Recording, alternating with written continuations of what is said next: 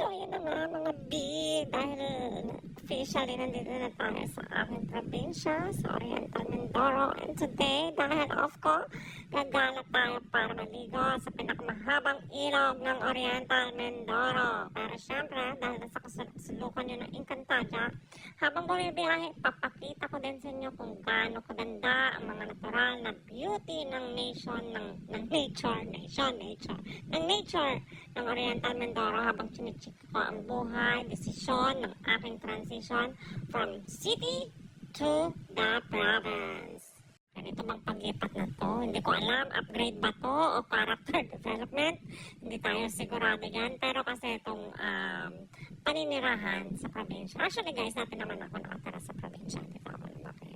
Pero syempre, for a longest time, nanirahan ako sa Maynila dahil nandun yung career. So, anytime lagi kong naiisip, gusto kong bumalik ng probinsya. Gusto kong dito tumanda, magkaroon ng bahay kubo. Yun lang talaga, ganun lang kasimple ang aking retirement plan. Maging katabi lang ng nature ang aking bahay habang tumatanda tayo. Kasi syempre, habang nagkakaedad, gusto na natin ng peace of mind. Friends, ng city life at ng provincial life, talagang sobrang magkaiba. Grabe ang difference. Kasi sa Maynila, ang alarm clock ko dati, busina ng jeep, ng truck, at yung mga kapitbahay na nag-aaway. Dito sa probinsya, napaka-peaceful.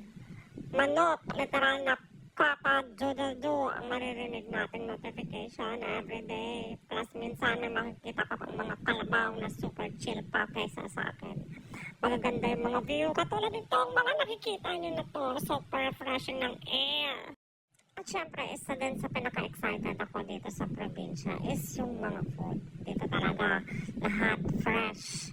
Napakasarap ng mga pagkain, mura. Yung mga gulay, pwede nating hingan sa kapitbahay. Unlike yan sa Manila, minsan yung presyong pang buffet. Pero yung pagkain, parang pang sample lang. Ching! Then, dito sa probinsya, ang sarap ng gising. Parang pagkagising mo parang ang gaan-gaan na ng pakaramdam. Parang productive ka na kaagad. Unlike sa Manila na pagising mo, wala ka nang ibang makikita, kundi puro building, traffic.